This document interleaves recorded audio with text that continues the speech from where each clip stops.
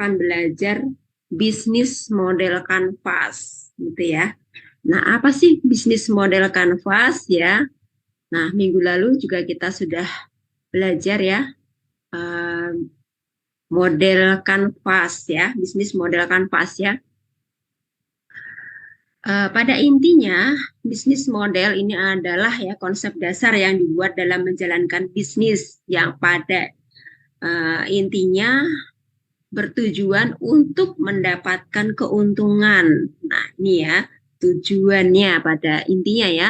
Kenapa sih kita membuat bisnis model? Ya, intinya ya agar mendapatkan keuntungan gitu, agar perusahaan tersebut omsetnya meningkat gitu ya. eh, Mengalami perkembangan gitu ya.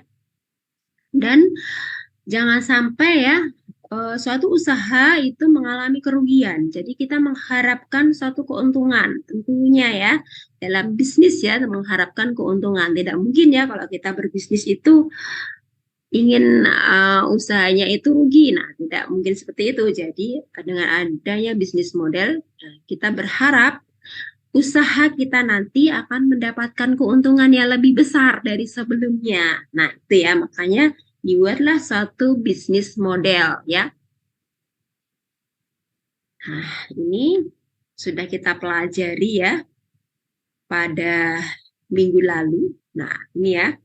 Nah, apa sih yang dimaksud bisnis model kanvas? Nah, ini saya ulangi sedikit ya.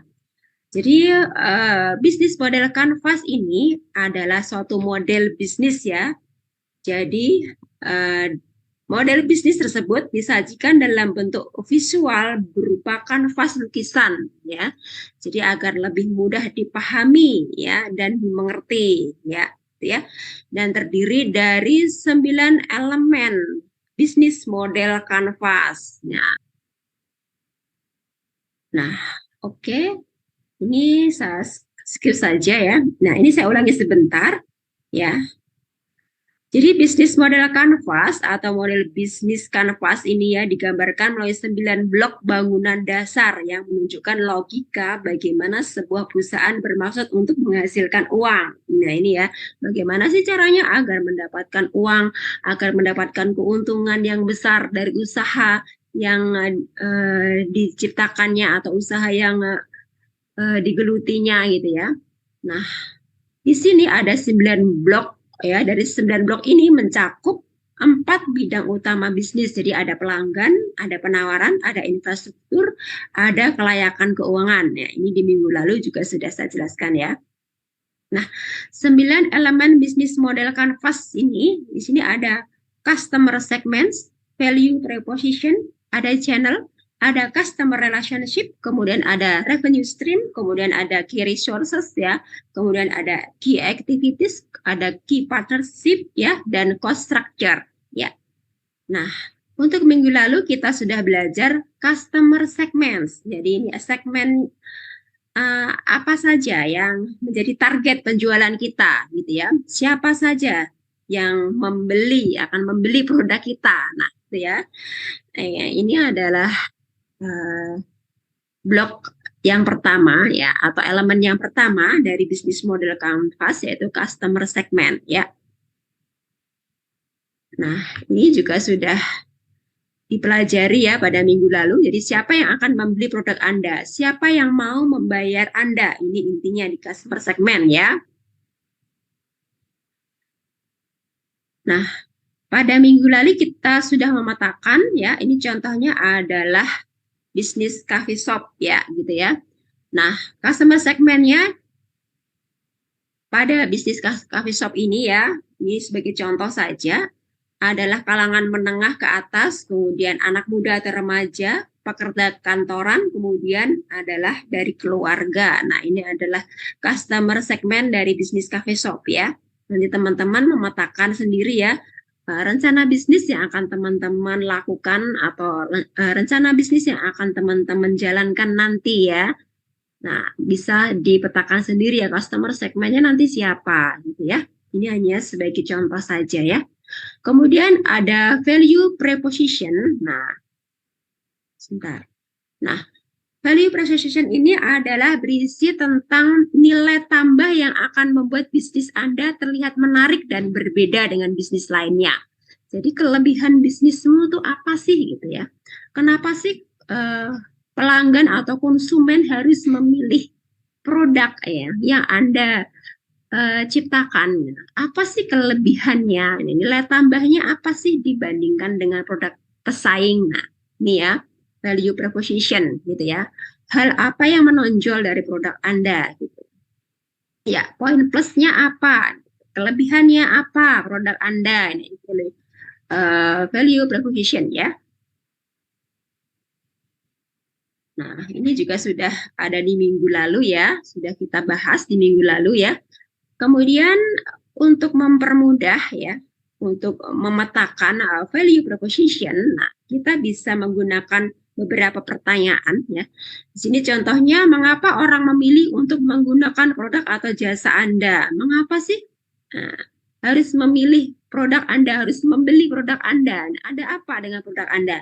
Oh, ternyata produknya ini lebih bagus ya, lebih berkualitas, lebih awet, kemudian dari kemasannya juga rapi gitu, desainnya ya, desainnya bagus, warnanya soft ya, tidak mencolok ya. Nah, misalnya ya, jadi memiliki kelebihan ya, produk Anda memiliki kelebihan dibandingkan dengan produk pesaing.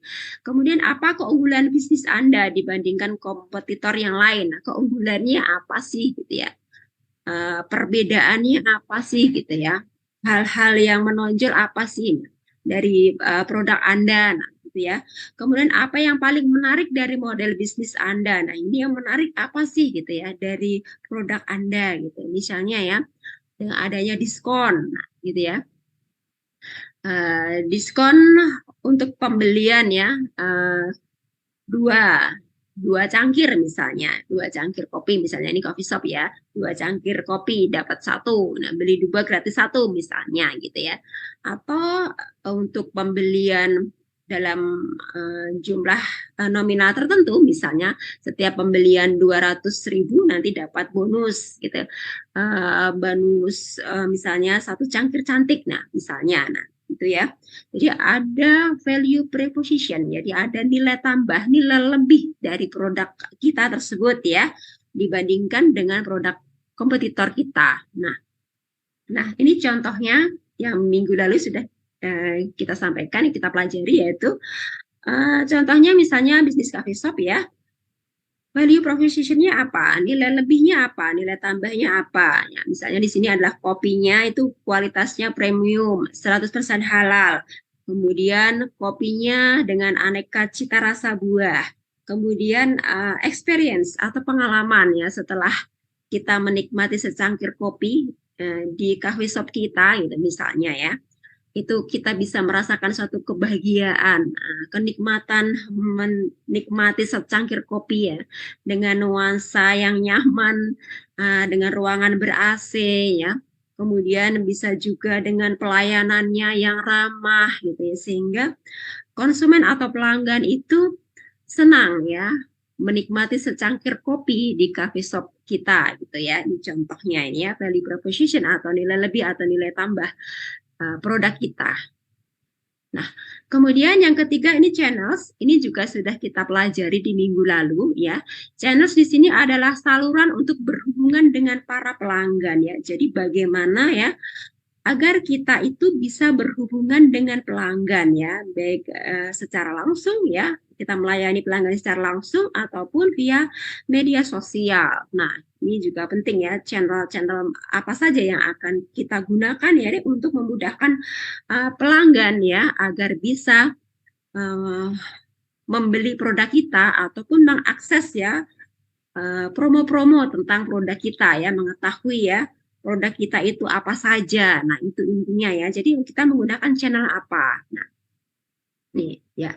Nah, kemudian ada beberapa pertanyaan ya yang harus kita jawab ya agar kita nanti bisa memetakan channel yang kita gunakan itu apa gitu ya.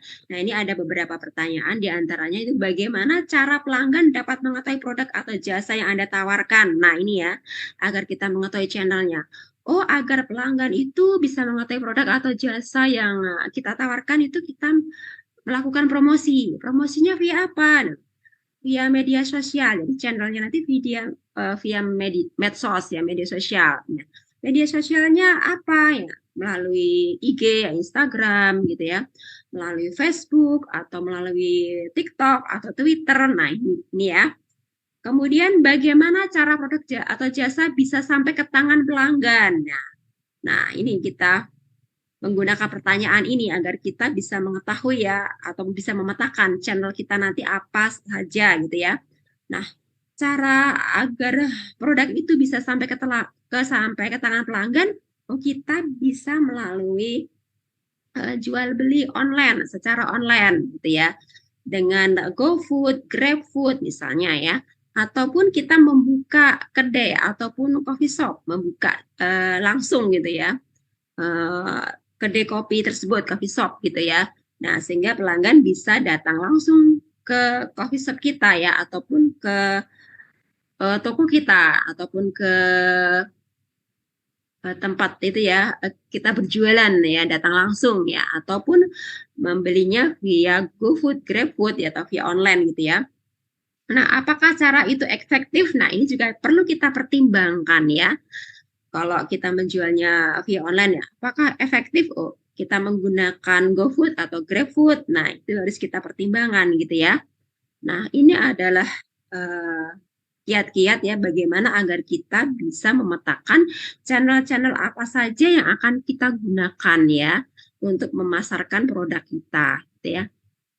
Nah, ini contohnya ya, ada kita pakai GoFood, GrabFood gitu, Shopee Food dan sebagainya ya, atau kita uh, membuka kedai kopi atau coffee shop ya agar pelanggan bisa datang langsung gitu ya ke tempat kita, ataupun channelnya kita bisa menggunakan jasa influencer gitu ya yang memiliki uh, kemarin ya apa pengikut ya, followers yang banyak sampai ribuan bahkan sampai jutaan gitu ya. Ya biasanya artis-artis yang sudah terkenal gitu ataupun YouTuber. Nah, kita uh, memberikan sampel produk kita untuk mereka coba, kemudian mereka mereview produk kita. Nah, tentunya reviewnya yang bagus ya. Nah, sehingga nanti followersnya ya, atau pengikutnya nanti tertarik atau berminat untuk membeli produk kita. Ini itu adalah beberapa channel-channel ya. Bagaimana agar produk kita itu dikenal oleh konsumen atau pelanggan dan konsumen bisa membeli produk kita dengan mudah. Nah, itu ya. Kemudian juga ada customer relationship. Ini juga minggu lalu sudah kita pelajari ya. Jadi customer relationship ini adalah bagaimana menciptakan hubungan yang baik ya dengan pelanggan ya.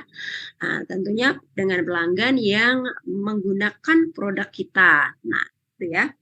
Nah, tujuannya apa ya? Untuk mendapatkan pertujuannya di sini adalah selain kita untuk mendapatkan pelanggan baru, juga kita berusaha untuk mempertahankan pelanggan lama ya.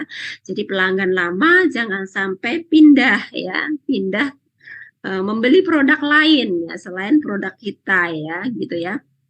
Jadi bagaimana caranya untuk mengikat pelanggan lama agar setia atau loyal untuk membeli produk kita gitu ya. Dan juga agar kita bisa memikat atau menarik pelanggan baru ya sehingga pelanggan baru tersebut menjadi pelanggan tetap kita. Nah, ini adalah customer relationship ya. Nah, ini ya.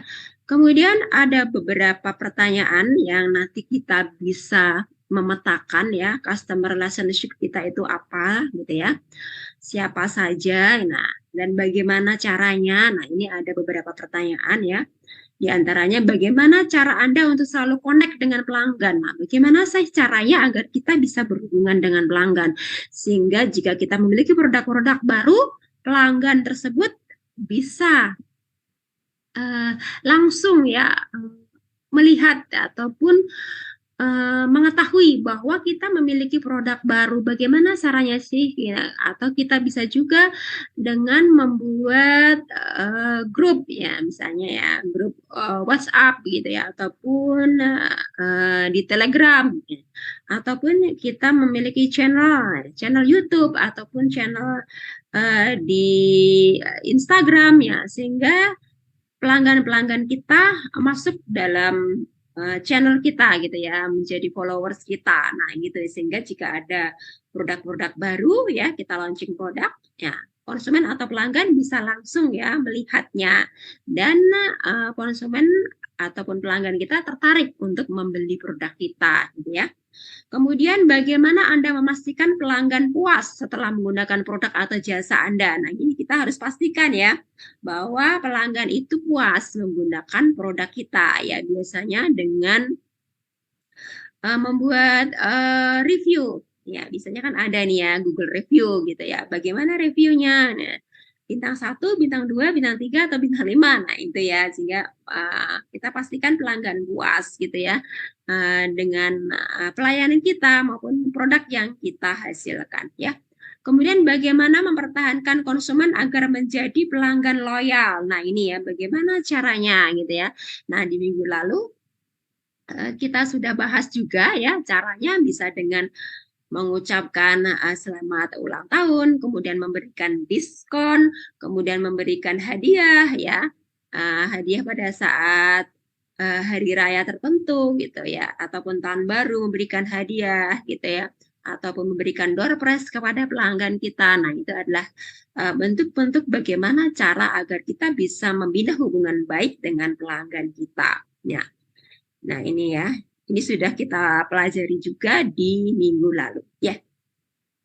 Untuk berikutnya ada key activities ya. Oke, Mbak Marta bisa minta tolong dibacakan key activities. Ya. Key activities adalah kegiatan-kegiatan utama apa saja yang perlu dilakukan oleh organisasi ataupun perusahaan agar dapat memberikan nilai tambah dengan baik. Ya, oke. Jadi key activities di sini adalah kegiatan-kegiatan utama apa saja sih yang perlu dilakukan organisasi ya atau perusahaan ya, tentunya agar bisa memberikan nilai tambah ya, lebih baik ya terhadap produk kita gitu kan, ataupun jasa ya, ataupun jasa yang kita berikan kepada pelanggan kita. Nah, ya. Nah, key activities ini dapat dikategorikan sebagai berikut, diantaranya ada operasi produksi ya, atau production ya. Nah, aktivitas ini bertujuan untuk mendesain, membuat, dan mengantarkan produk dalam jumlah tertentu dan atau dalam kualitas yang baik ya. Kemudian ada operasi jasa, problem solving ya. Jadi aktivitas ini bertujuan untuk mengatasi masalah dan memberikan solusi baru atas masalah pelanggan secara individu ya. Kemudian platform dan jaringan atau platform atau network ya. Jadi aktivitas utama pada organisasi bisnis yang berbasis platform dan jaringan adalah perancangan, pembangunan, dan pengembangan hardware dan software ya, termasuk jaringan internet dan website ya. Jadi ini adalah beberapa kategori dari key activities ya. Jadi termasuk dalam bidang apa sih bisnis atau usaha Anda nanti ya, dalam bidang production, problem solving, atau platform atau network ya gitu ya. Tentunya disesuaikan dengan usaha atau bisnis teman-teman nantinya ya. Nah, untuk memudahkan kita memetakan kayak aktivitas kita nanti apa saja, ini ada beberapa pertanyaan, diantaranya apa kegiatan yang Anda lakukan untuk menciptakan value proposition? Jadi ya, kegiatan apa saja yang Anda lakukan gitu ya untuk menciptakan nilai tambah ya dari produk Anda ya. Kemudian apa strategi bisnis yang Anda lakukan ya sehingga target perusahaan dapat tercapai? Nah, ini jadi strateginya apa saja ini? Intinya di sini aktivitas-aktivitas apa yang Anda lakukan gitu ya agar bisa menciptakan value proposition atau nilai lebih dari produk Anda ya. dan strategi apa sih yang Anda lakukan gitu ya agar target perusahaan dapat tercapai ya. Ya, di sini dicontohkan, contohnya ini bisnis cafe shop ya, cafe shop ABC ini contohnya ya. Nah, key activitiesnya di sini adalah penjualan dan pengiriman ya. Kemudian ada promosi online, ini adalah contoh saja ya. Ini teman-teman bisa menyesuaikan ya dengan rencana bisnis yang teman-teman buat nanti ya. Ini adalah contoh saja gitu ya. Nah, kemudian ada key resources ya. Key resources di sini adalah sumber daya utama yang dibutuhkan ya oleh perusahaan supaya model bisnis dapat berjalan ya. Key resources ini dapat berupa benda fisik, finansial, intelektual maupun manusia. Nah, ini ya yang disebut key resources gitu ya. Jadi bisa berupa benda fisik ya, finansial, intelektual maupun manusia. Jadi sumber daya apa saja sih yang dibutuhkan gitu ya dalam bisnis tersebut. Nah, gitu ya, agar bisnis tersebut bisa berjalan. Nah, tentunya ya kan membutuhkan peralatan gitu ya, kemudian membutuhkan finansial modal ya, finansial itu dari segi modal, kemudian intelektual ini kemampuan dari sumber dayanya gitu ya. Dia harus memiliki kemampuan seperti apa, misalnya kalau satu perusahaan juga spesifikasinya ya S1, D3 atau SMA. Nah, itu dari segi itu ya intelektualnya ya. Yang menduduki jabatan manajer, nah itu spesifikasinya S1 atau S2 gitu ya. Kemudian supervisor, cukup SMA saja, mungkin bisa seperti itu ya, tergantung dari usaha masing-masing gitu ya. Ya, ini maupun manusia tentunya ini terkait juga SDM ya, sumber daya manusia gitu ya. Nah, resources ini dapat dikelompokkan sebagai berikut ya. Di sini ada fasilitas ya atau fisikal ya. Ini termasuk aset-aset fisik. Ya, di sini misalnya fasilitas pabrik, bangunan, bisa mesin dan peralatan, kemudian ada sistem, kemudian juga ada sistem penjualan dan jaringan distribusi ya. Kemudian juga ada intelektual. Nah, ini meliputi brand, pengetahuan, paten dan hak cipta, partnership dan database pelanggan yang merupakan komponen yang penting dalam membuat model bisnis yang kuat. Kemudian manusia atau human ya. Manusia adalah aset yang sangat penting ya dalam model bisnis ya, tentu ya ini ya. Manusia sangat penting ya dalam model bisnis ya, karena penggeraknya manusia gitu. Kalau sistem itu ada sistemnya terbentuk tapi tidak ada yang menggerakkan gitu, tidak ada manusia, tentunya ya tidak bisa jalan ya satu sistem tersebut ataupun model bisnis tersebut ya. Kemudian ada finansial, ya, ini sumber daya finansial dan atau jaminan finansial ya, misalnya uang tunai, kredit dan sebagainya ya.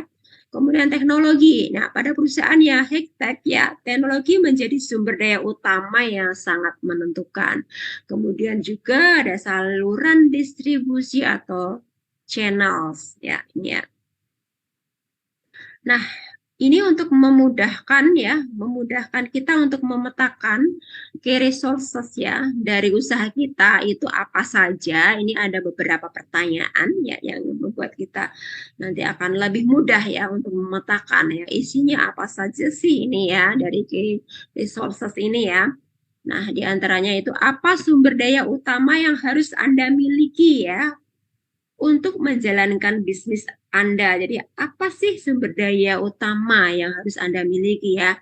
Nah, tentunya kalau kita membuka cafe shop, tentunya kita yang perlu gitu, yang harus kita miliki adalah kedai kopinya gitu ya, atau tempat ya, tempat usaha kita gitu ya. Itu adalah sumber daya yang utama ya.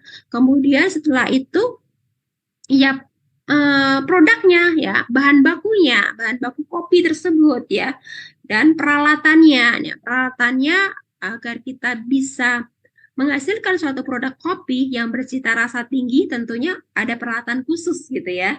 Nah, sehingga bisa menghasilkan atau kita bisa membuat produk tersebut ya memiliki cita rasa yang nikmat, cita rasa yang khas gitu ya, dibandingkan dengan kopi-kopi coffee shop lainnya. Nah, itu ya.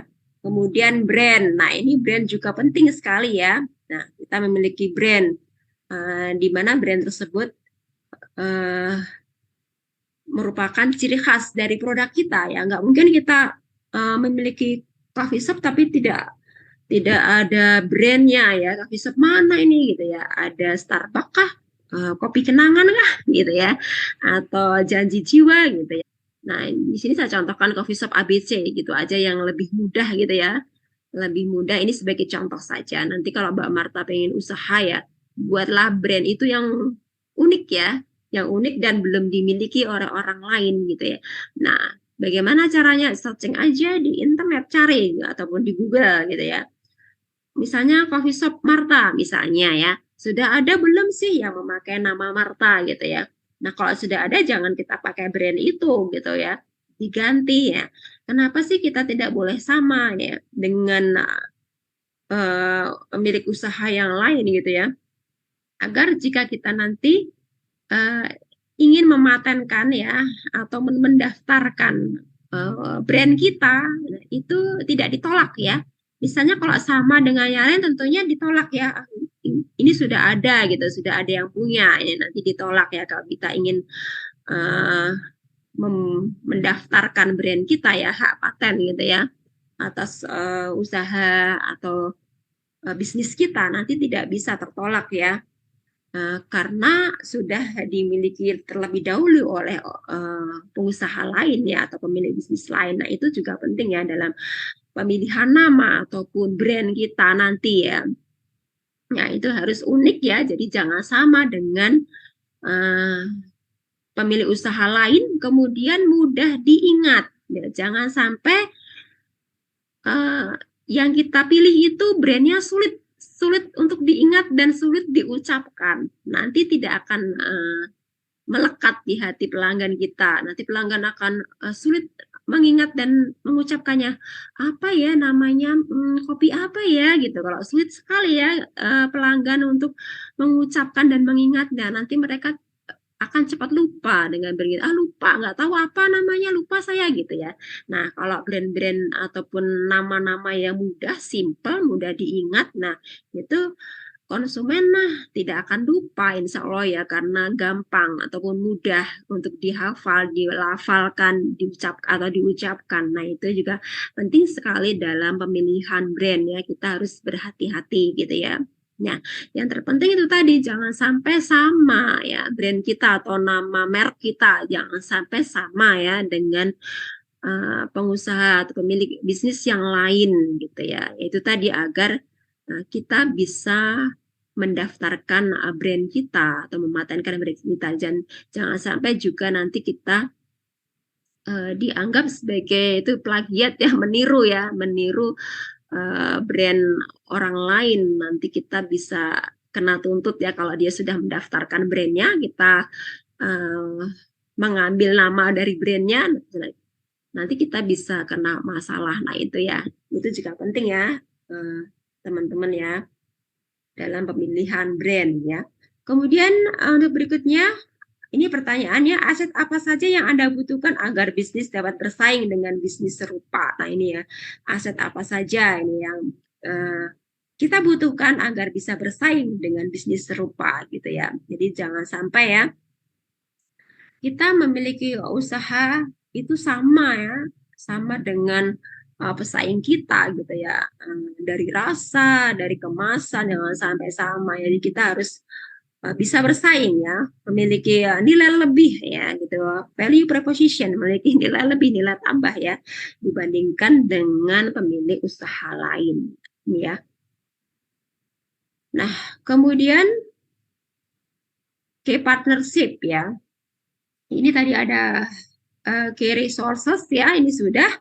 Kemudian untuk berikutnya yang ketujuh key partnership. Nah, ini juga penting sekali ya, key partnership ini adalah mitra utama dalam bisnis. Ya, ini key partnership ya. Nah, di sini ada 4 tipe hubungan kerja ya.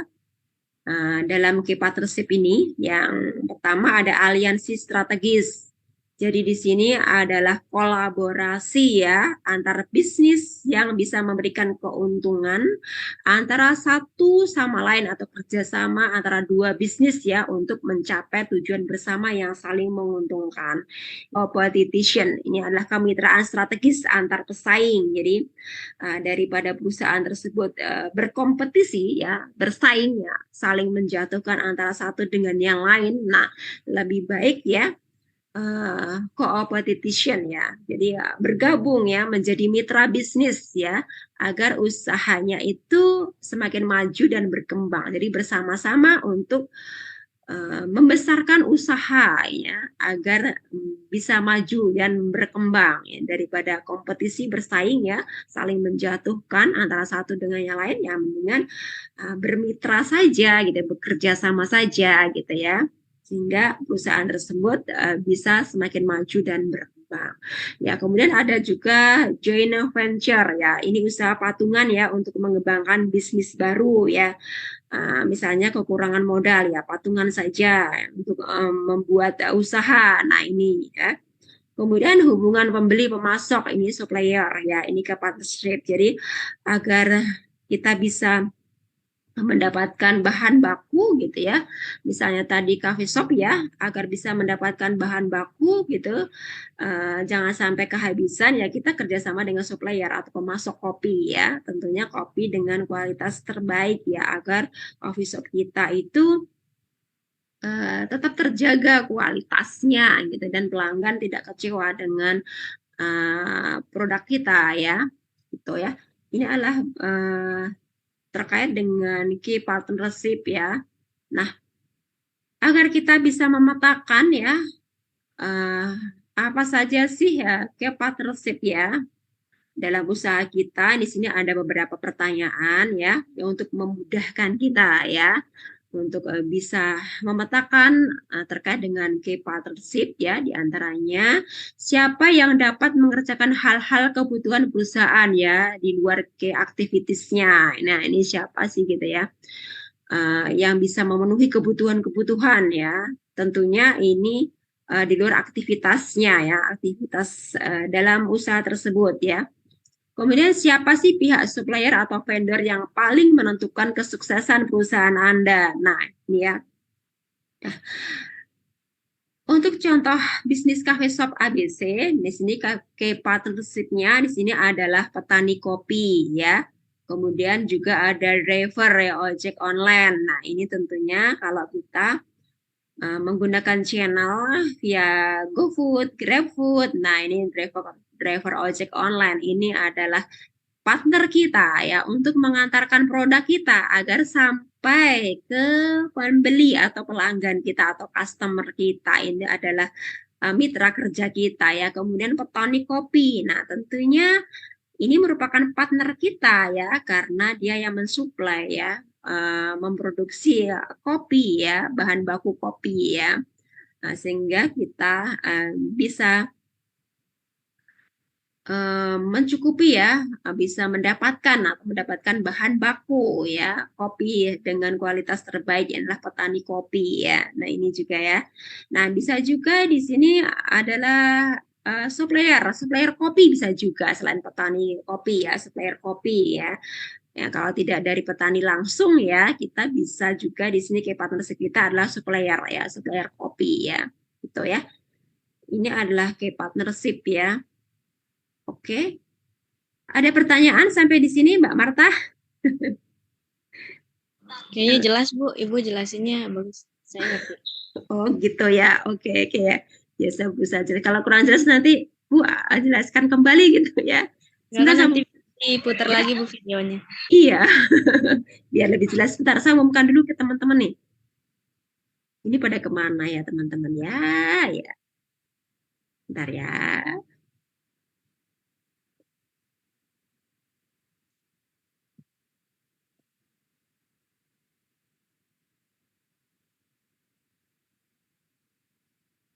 Yang lainnya kemana nih teman kita?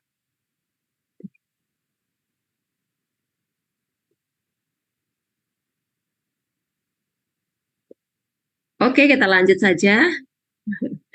Nanti cara menggambarkan peta gitu ya, model bisnisnya, bisnis model kanvas nanti setelah ini ya, kita belajar teorinya dulu. Mudah kok kalau nanti menggambarkan dalam bisnis model kanvas. Jadi teman-teman yang penting tahu teorinya dulu gitu ya, agar nanti bisa lebih paham. Untuk berikutnya ini kita lanjut cost structure. Nah, apa sih yang dimaksud cost structure ya? Oke, Mbak Marta dibacakan. Halo Mbak Marta. Ya, kamu sebentar. Ya, oke. Cash struktur adalah komponen-komponen biaya yang digunakan supaya organisasi atau perusahaan bisa berjalan sesuai dengan model bisnisnya.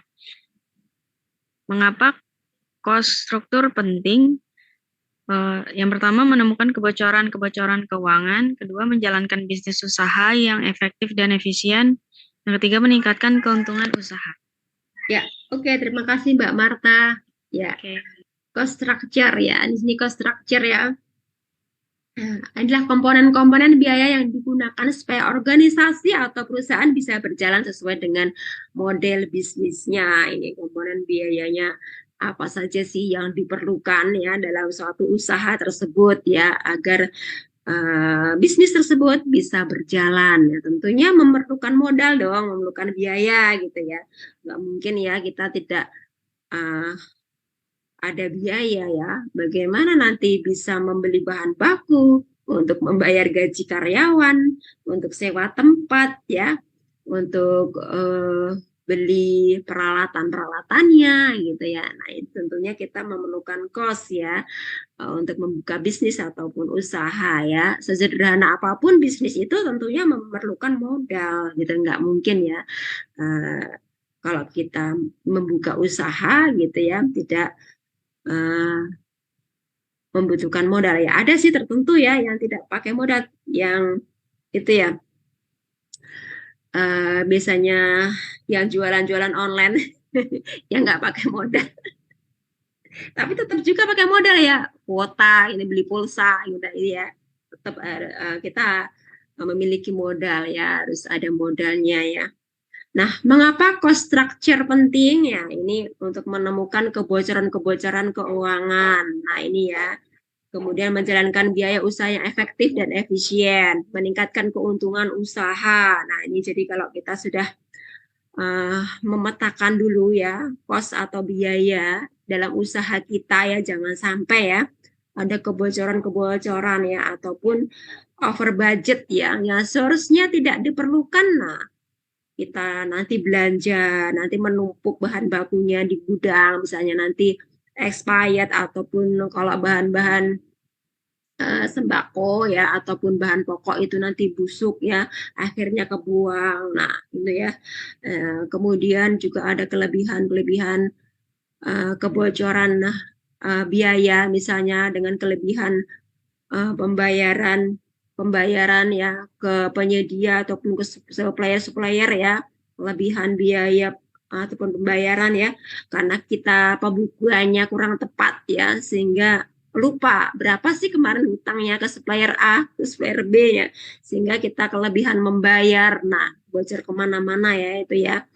Nah, kemudian dengan adanya cost structure ya, terstruktur ya ini biayanya ya, sudah kita petakan, kita data dulu ya secara detail ya. Nah, tentunya usaha tersebut bisa berjalan dengan efektif dan efisien gitu ya. Kemudian juga tentunya meningkatkan keuntungan usaha, yaitu dengan pengeluaran yang sekecil-kecilnya kita mengharapkan keuntungan yang sebesar-besarnya. Itu harapannya ya dengan adanya model bisnis tadi ya di depan ya. Untuk mendapatkan laba, untuk mendapatkan uang ataupun keuntungan sebesar-besarnya. Itu tujuannya ya kenapa kita memetakan model bisnis. Kita membuat pemodelan bisnis ya agar usaha kita atau bisnis kita mendapatkan keuntungan yang sebesar-besarnya tentunya dengan cost yang sekecil-kecilnya gitu ya. Nah itu makanya kita penting sekali belajar model bisnis. Nah itu ya. Nah Cost structure di sini memiliki beberapa karakteristik ya, di antaranya ada biaya tetap, kemudian juga ada biaya variabel dan biaya-biaya lainnya ya. Nah, nanti bisa dibaca di modul ya. Nah, biaya tetap di sini adalah biaya yang emang rutin ya dikeluarkan per bulan gitu ya ataupun per minggu ya. Jadi ini tidak berpengaruh ya terhadap volume barang atau jasa yang dihasilkan ya ataupun dari kenaikan atau penurunan harga ya, harga bahan baku ataupun bahan pokok itu tidak pengaruh ya. Tetap harus kita keluarkan gitu ya. Nah, misalnya biaya sewa ruko atau sewa tempat. Nah, itu kan tetap ya. Ya, mau sembako naik, ya, bahan baku naik ataupun turun gitu ya. Nah, itu kan tidak pengaruh karena kita sudah terikat dengan kontrak gitu atau sewa gitu ya. Misalnya sewanya 1 bulan 1 juta tempatnya harus kita bayar 1 juta ya, mau kita mendapatkan keuntungan banyak ataupun sedikit ya, kalau sudah perjanjiannya 1 bulan 1 juta ya harus kita bayar ya, gitu ya. Ini adalah biaya tetap ya. Atau untuk listrik ya, listrik, air, nah itu ya nggak mau tahu ya, mau kita dapat untung banyak ataupun sedikit, untuk bahan-bahan sembako naik atau turun ya harus tetap kita bayar ya kan, nggak mungkin kita nggak bayar listrik nanti diputus ya, mati listriknya. Air juga ya nanti diputus ya langganan air kita gitu ya, misalnya yang pakai pump gitu ya.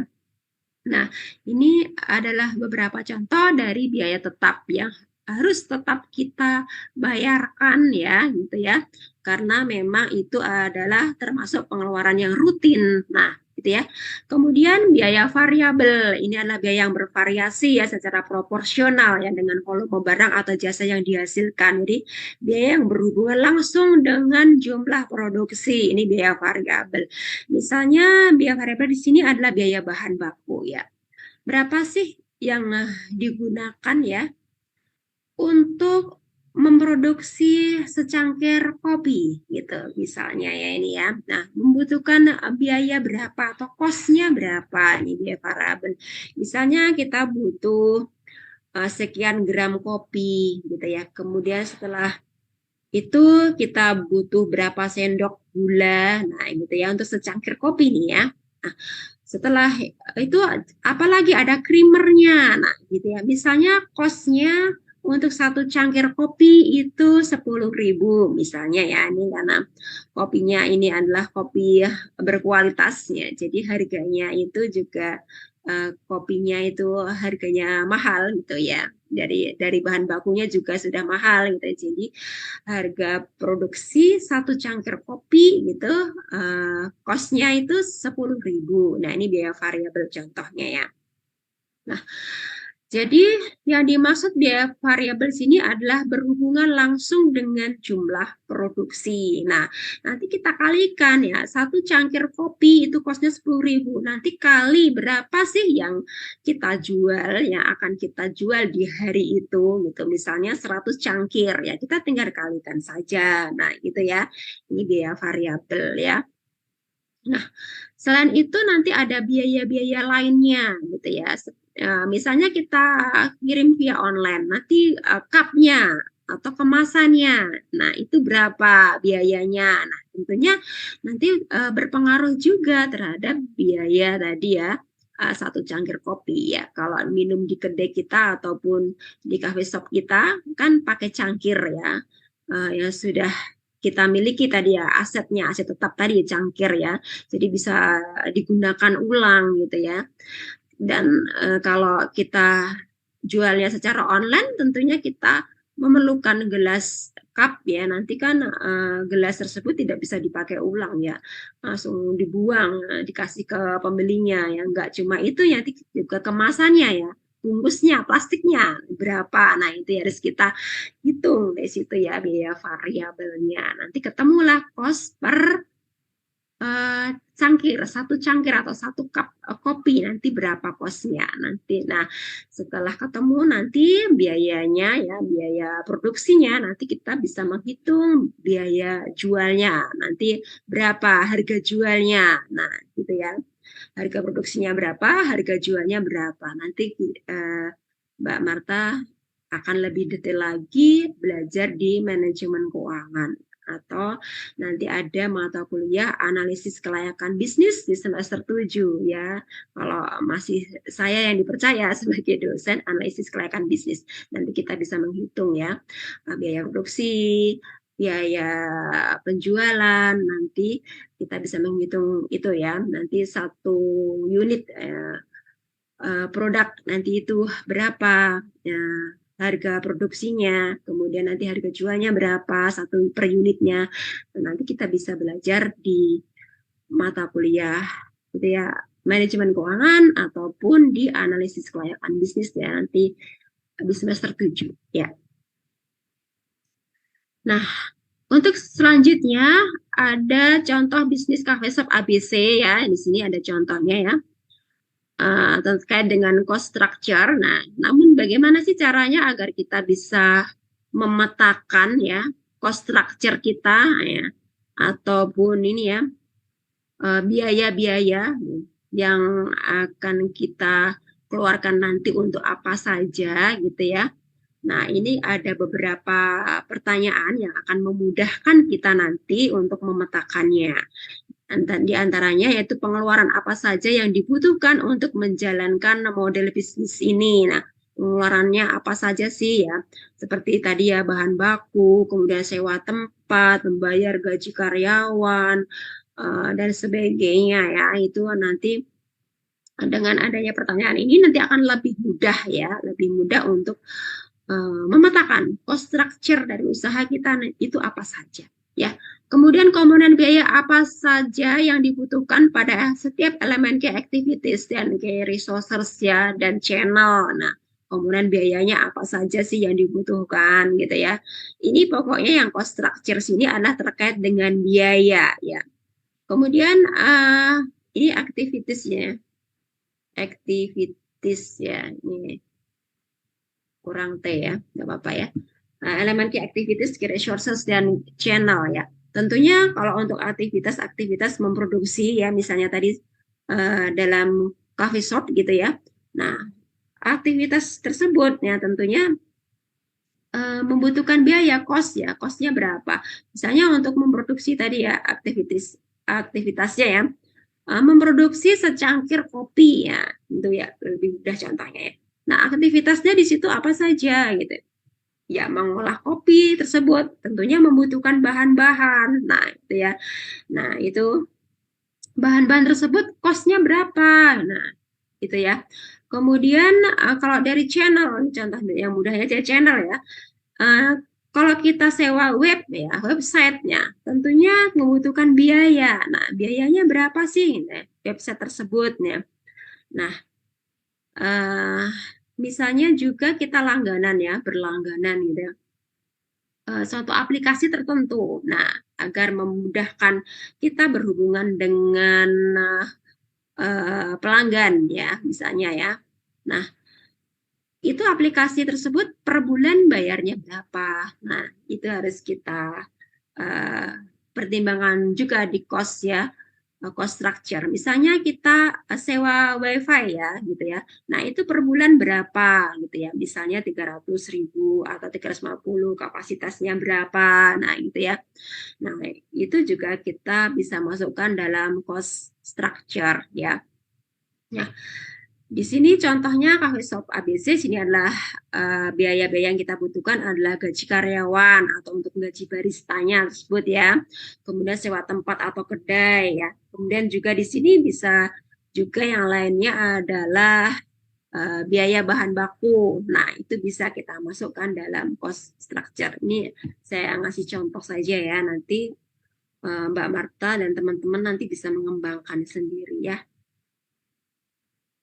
Oke. Untuk berikutnya, saya kira minggu depan kita lanjutkan minggu depan saja ya. kita belajar sampai di sini dulu ya untuk malam ini ya. Sudah banyak ini kita pelajari ya, Mbak. Takutnya lelah ya. Ya, key activities, di sini ada key resources ya. Kemudian key partnership, ini sudah banyak cost structure. Dari sini revenue stream, ini minggu depan saja ya. Setelah itu nanti kita akan belajar bagaimana menerapkannya ke bisnis model Canvas. Nah, itu nanti pakai online ya, ada aplikasinya nanti agar lebih mudah ya untuk menuliskannya ya, bisnis model Canvas. Jadi nggak perlu pakai pensil ataupun manual ditulis di Excel atau Word ya, sudah ada aplikasinya. Nanti kita bisa belajar penerapannya ya, menerapkan apa yang sudah kita pelajari dan apa yang sudah kita petakan. Coba nanti diterapkan dalam bisnis model Canvas ya gitu ya. Kita pakai aplikasi online saja lebih mudah ya, lebih praktis ya. Oke. Oke, Bu. Ada pertanyaan Mbak Marta sampai di sini? Udah, Bu, jelas semua. Iya, ya, oke ya, sudah jam 20.36 ya. Oke, terima kasih Mbak Marta ya. Masih tetap setia di channel ini sampai selesai. Ya, lainnya sudah tereliminasi, hanya Mbak Marta yang masih setia di channel ini. Di channel pemodelan bisnis sampai selesai. Terima kasih ya. Ya, makasih juga, Bu. Oke, terima kasih. Semoga bisa sampaikan bermanfaat. Jika ada kekurangan, mohon maaf sebesar-besarnya. Jangan lupa dipersiapkan untuk ujian akhir semester, membuat bisnis model Canvas dari usahanya masing-masing ya. Contohnya sudah saya berikan contoh ya. Di video saya juga sudah ada. Nanti kalau lupa bisa diputar ulang ya. Ya, oke, Bu. Oke, terima kasih. Begitu saja. Ya, sampai jumpa minggu depan, Mbak Marta. Terima kasih. Selamat malam. Wassalamualaikum warahmatullahi wabarakatuh. Terima kasih.